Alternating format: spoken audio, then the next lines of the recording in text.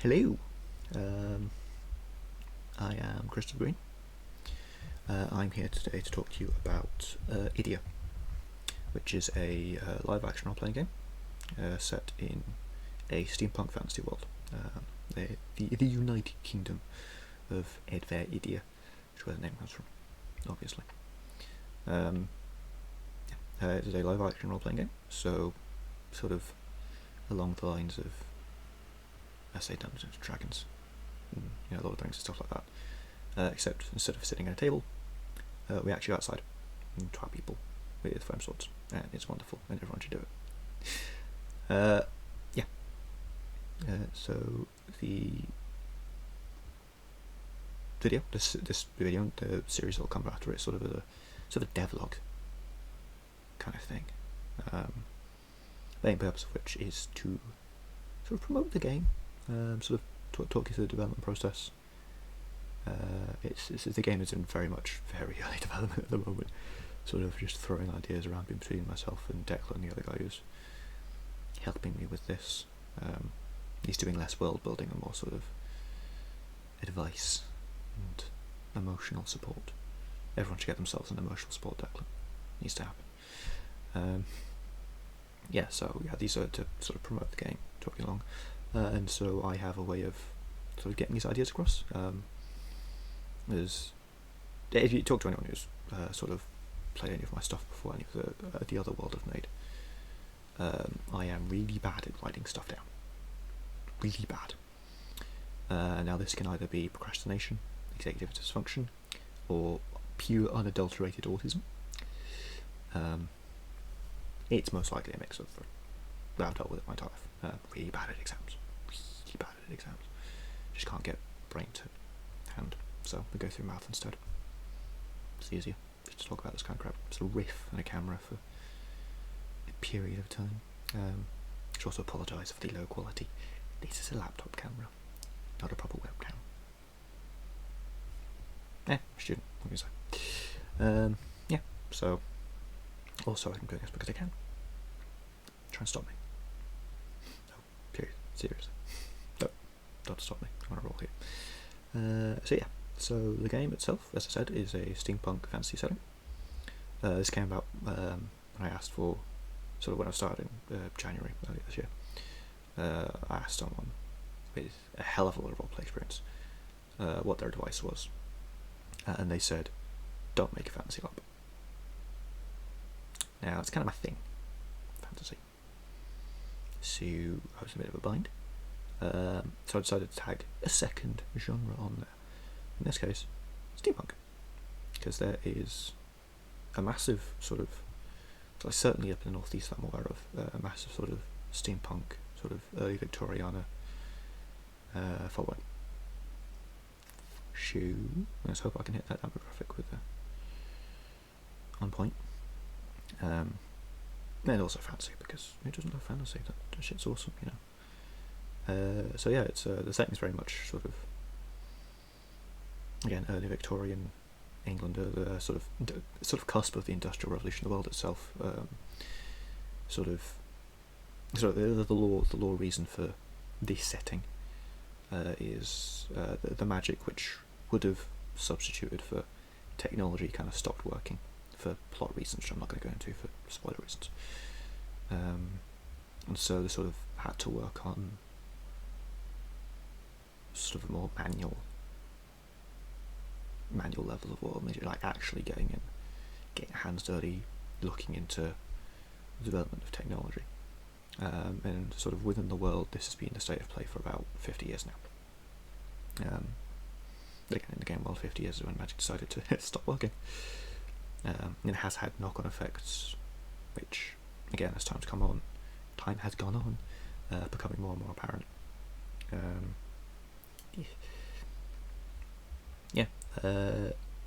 So hopefully this will be amazing and awesome. I'll see a load of nerds running around in top hats and suits and lab coats.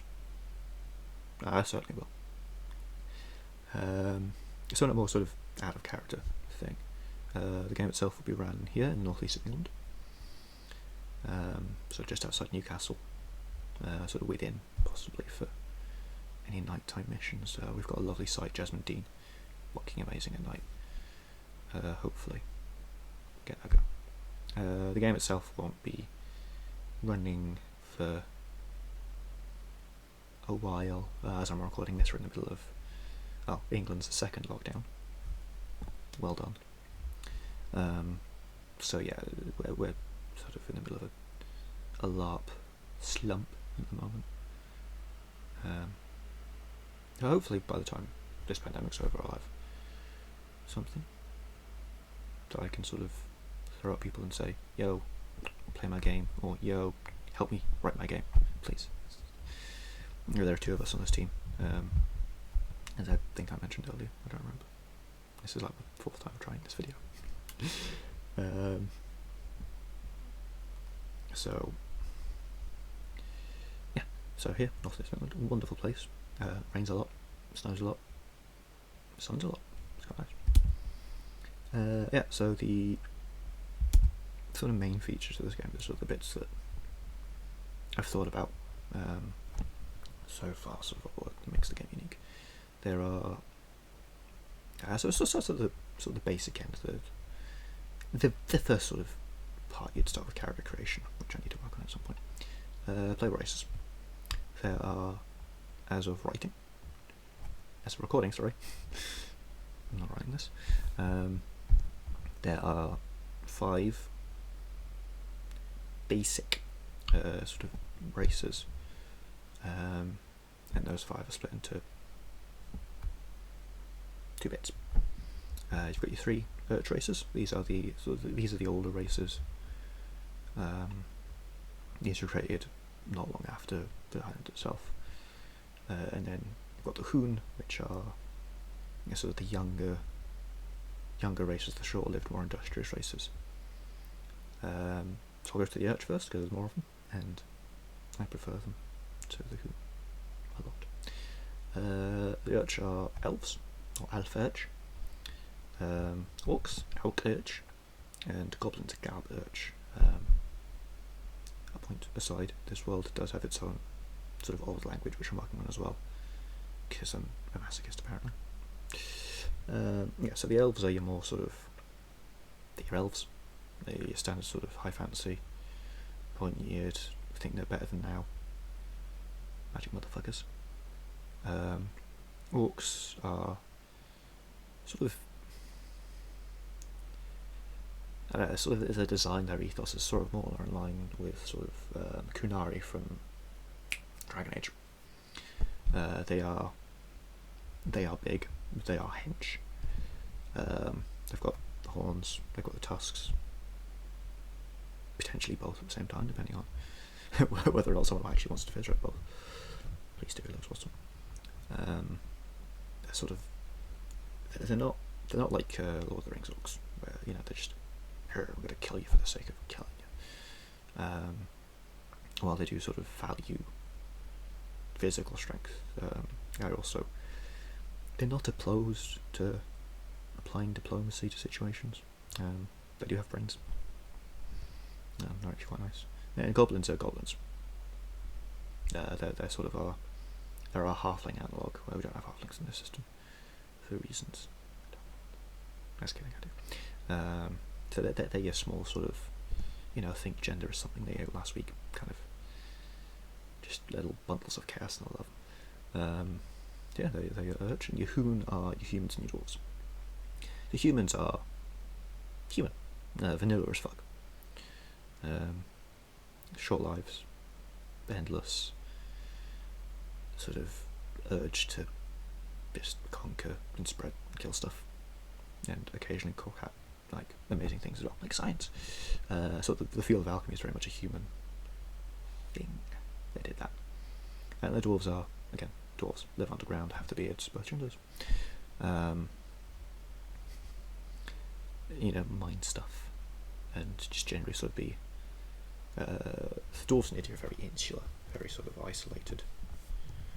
And no one's going to argue with that, because you don't piss off a dwarf and live. They're also sort of half-breeds, so half elf, half orc, half goblin. Half dwarves are possible, but they don't really exist.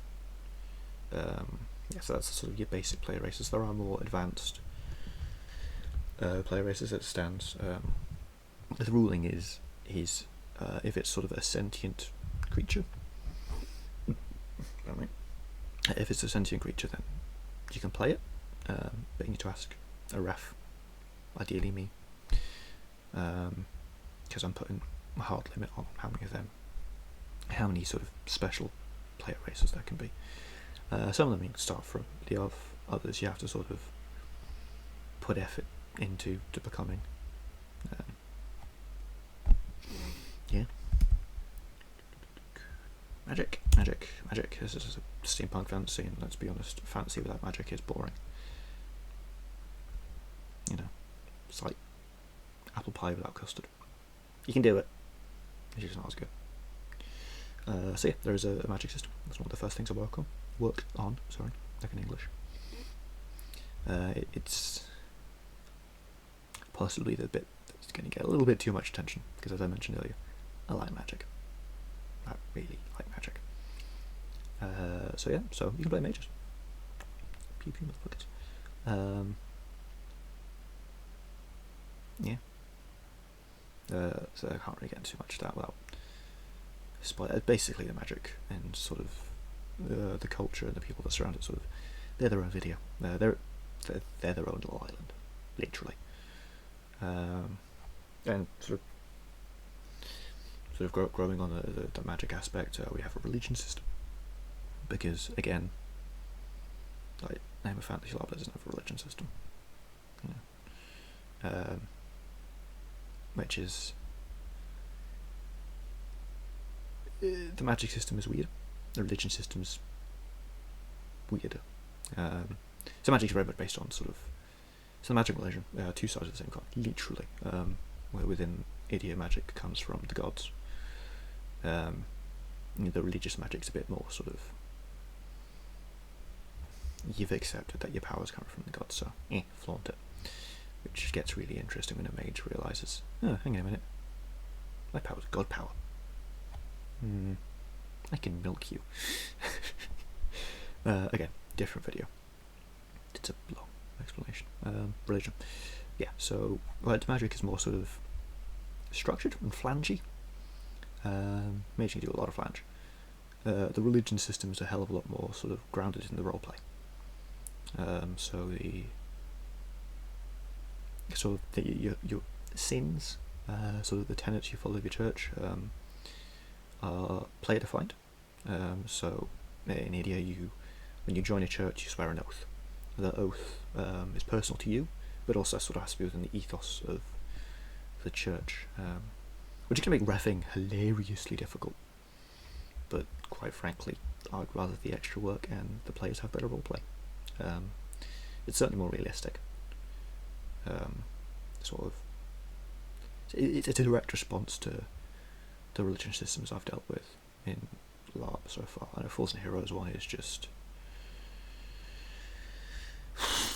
that's a rant. I was saying that, I will still play Fools and Heroes. It has its problems. Yeah, so the religion idea is very much it's a personal thing.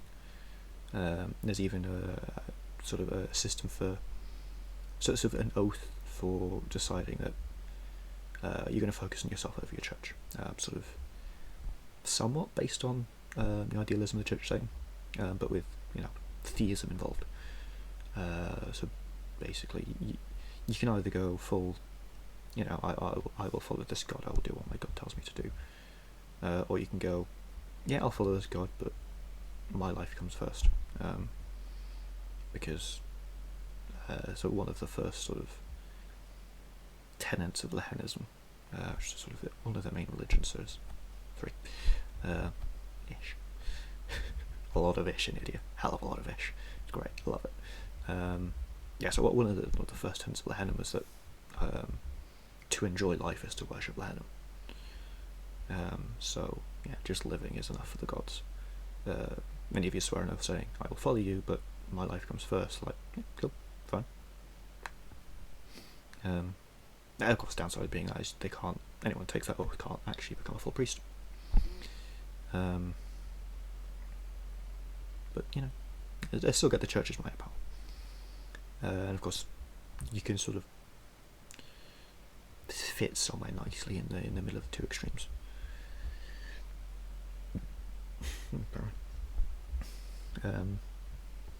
So yes, that's the religion aspect of things. Professions.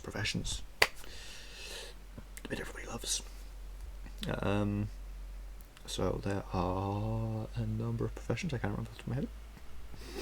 Probably should have written this bit down.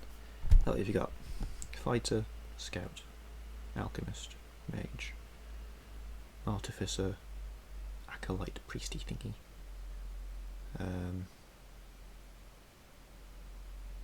Physician.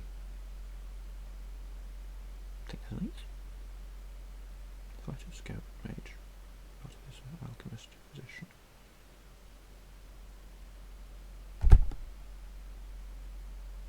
There are some professions. So I'll go over them in their own unique sort of video. This is sort of a general overhaul of things. Each profession has its own, has a number of specializations, except for alchemist and physician, which don't, because you can't really, given the way it works, you can't really specialize as those. And the system also supports dual classing. So once you reach a certain point in your main profession, you can pick up a second one and sort of advance up that to a certain point. Again, when it comes to alchemists and physicians and acolytes, really, it gets a bit muddy. But yeah, and sort of as a sort of extension of this, there's also a guild of adventurers, the Adventurers Guild of Idir, which is sort of it's a guild. Certain professions you can join. They just get a lot of for a small tithe, up to a cap. They get a load of benefits. They get some additional skills. They get like armor and weapon repairs and stuff like that. Not all professions can join this. Some professions cannot. Joining the guild is not necessary. It certainly makes your life easier, because then you've got the guild basically advising you on what you're being paid as for a mission, as opposed to you saying to your mission hirer, yeah, well, I want to get paid this. Well, your mission hirer saying, I'm going to pay you this, and you go, no, I want to get paid this. Long conversation, which I haven't actually really thought about, but we'll get to a later point in the development, probably when we get to closer to throwing out an actual playtest. Next point. Underworld. Yeah, there's a sort of a criminal underworld mafia-esque thing in the game. Because of the nature, I'm not going to go into that. It's not even going to get its own dedicated video, because it's kind of hush-hush. It's an additional bit of sort of era-appropriate roleplay for players who want to do sort of behind-the-scenesy stuff. But other than that, I'm not going to say more. Language. It has its own language. Because, like I said, I'm a masochist. I like developing languages. So you see a lot of LARPs who have like got their own alphabet. Yeah, they have sort of Elvish and Dwarvish and all that, but they don't really develop the actual language. I know Catrice did the first tongue was its actual language, which is so where I got the idea from this. But I'm going the extra mile because I'm a dick to myself mostly. So yeah, again, that's going to get its own. That's going to get its own series. So the first run through will be from my perspective, and then I will redo it at a later date when I've got a better setup than my bedroom and a shitty laptop camera and a half decent mic, and then sort of go through it in character as an NPC who speaks the language, potentially teaching another NPC who doesn't. Yeah. So anything else? Yep. So that's sort of an overview of everything. I will say now, at this point, at the time of recording and of development, firearms are not supported because legal reasons. Massive pain in the arse. They do exist, sort of black powder technology does exist within the world, but it's on big artillery, like cannons and mortars and stuff which, let's be honest, if a player wants to fizz rep it, I'll let them. But other than that, like the handheld stuff, nah, just not going to get away with. Gun laws in England are very restrictive, for bloody good reason as well. And I don't have the money to, buy private land. Unless, anyone watching this wants to donate some private land. That would be amazing. Not just for Idir, but for the Northern LARP community in general. Don't. This isn't me saying do it. It's just maybe if I won the lottery, I might. We'll see. So yeah, that's how. Get that point out of the way. Next point. State of play. I've been working on this since January. It is now September. It's November. It's almost a year now, and it's not anywhere near playable. Because I've just come out of my third year of uni doing my masters, other stuff going on. So this is something I'll come to as and when. Although in the coming years it'll ramp up. Then hopefully should ramp up if I actually get more people to help. It's a big world. Got a lot of writing to do. So law-wise, a lot of the basics are in place. So the basic law concerning religion, basic law concerning magic, basic law concerning Idir itself in its recent history. Certainly the inciting incident for the first plot I'll be running is in place. But other than that, the rest of the law, sort of like the backgrounds of the different duchies and the kingdom itself, do need writing. Again, I've got basic concepts, but they need working on. Racial backgrounds, stuff like that. The entire bestiary needs writing. There's a lot. I'll go through it at some point in the future. Yeah, so law-wise, that's pretty much it for now, to get it sort of started. Mechanics-wise, a little bit further along. So develop mechanics alongside the law. Law always comes first, always. Mechanics-wise, magic's pretty much nailed, as is religion at this point. Need a lot of polishing. Actual combat, it won't take that long. Sort of armor rules and all that are going to be the more difficult one. Healing rules, yeah, sort of covered that one. Rogue physicians. All bar 2 of the professions currently have at least a basic advanced scheme written. And a lot of the skills, sort of a decent crop of skills. I've got about a dozen or so skills written up so far. More will be coming. And spells, I've got like 13, 14 spells written up. Again, there's going to be more. I think I've pretty much written the entire tier of first order spell list round. There's not very many sort of low end spells. A lot of the bigger ones. It's going to get a little bit complicated given how magic works, but again, separate video. Yeah, that's it. Closing remarks. This game isn't going to be out for another couple of years yet. I certainly don't plan to playtest during the pandemic. Not allowed. I reckon playtestable in a year-ish, provided I knuckle down and get the work done. Yeah, I'd like this out by 2022. Hopefully. Then I'll have to deal with like insurance and stuff. These videos will be entirely sporadic for reasons. A lot of things are for reasons. But hopefully they shall help me develop the world and help you get a better understanding. I'm certainly going to do a sort of a video player's guide, so a video walkthrough of the player's guide, how to do character creation, stuff like that. And again, a series on the language, which I'll start soonish probably, because I'm in a big sort of I have keen. So yeah, so that's it. Thank you for your consideration. If you've watched it this far, yeah, we're at like 26 minutes at this point. Thank you. Yeah, let's hope I don't fucking forget to do this crap.